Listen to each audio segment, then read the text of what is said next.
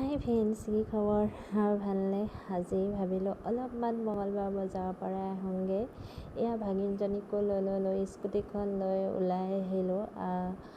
যিহেতু মানুহজন নাই, সেইকাৰণে বজাৰকেইটা ময়ে কৰিব লাগিব।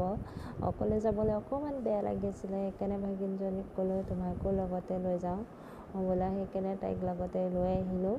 এয়া বজাৰ পামেই আৰু পাইছোঁহি। আপোনালোককো দেখাম বজাৰখনৰ অলপ দৃশ্য। সেয়া দেখিছেনে, মঙলবাৰ বজাৰ। আহি খুবেই ভাল লাগে। এই বজাৰখনত সকলো অসমীয়া মানুহে আহে, মাইকী মানুহ চব মাইকী মানুহ আহে, সেইকাৰণে বজাৰখন কৰি ভাল লাগে।